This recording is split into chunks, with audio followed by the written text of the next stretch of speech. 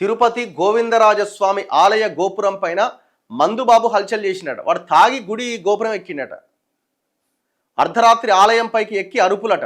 తనకు మద్యం సీసా తెచ్చివ్వాలి అని డిమాండ్ అట. 3 గంటలు శ్రమించి కిందకు దింపిన సిబ్బంది. నిందితుడి మీద కేసట. వాడెక్కడో తెలంగాణ వాసిగా గుర్తింపట. ఈ అమ్మాయి ఎక్కడ కత్తరాడు ఆయన. ఊరుగాని ఊరికి పోయి ఆడ గోపురం ఎక్కిండు. మళ్ళీ దేవుని గోపురం ఎక్కిండు.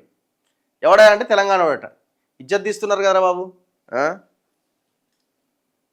ఇగో తిరుపతి గోవిందరాజస్వామి ఆలయంలోకి శుక్రవారం రాత్రి మద్యం మత్తులో ఒక వ్యక్తి ఆలయ ప్రధాన గోపురం పైకి చేరుకున్నట. అక్కడ కలశాలు ఊడబెరుకుతూ హంగామా చేసినట్టు. అంటే వాటిని గుంజుతున్నట్టు అటు ఇటు. ఆలస్యంగా గుర్తించిన ఆలయ భద్రతా సిబ్బంది, పోలీసు, అగ్నిమాపక సిబ్బంది సహాయంతో 3 గంటలు శ్రమించి మందుబాబును గోపురం పైనుంచి కిందకు తీసుకొచ్చారు. గోవిందరాజస్వామి ఆలయాన్ని శుక్రవారం రాత్రి 10 గంటలకు మూసేసిరట.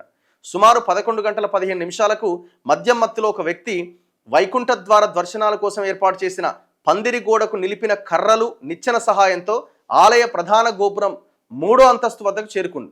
గోపురం పైనుంచి శబ్దాలు వినిపించడంతో అప్రమత్తమైన భద్రతా సిబ్బంది గోపురం పైన ఒక వ్యక్తి ఉన్నట్టు గుర్తించారు. అతన్ని కిందకు దించడానికి ప్రయత్నించి విఫలమయ్యారు.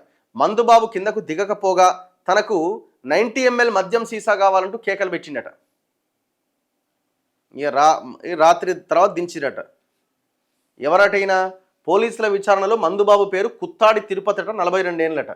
తెలంగాణలోని కామారెడ్డి జిల్లా బిక్కనూరు మండలం పెద్ద మల్లారెడ్డి అనే గ్రామానికి చెందిన వ్యక్తి అట.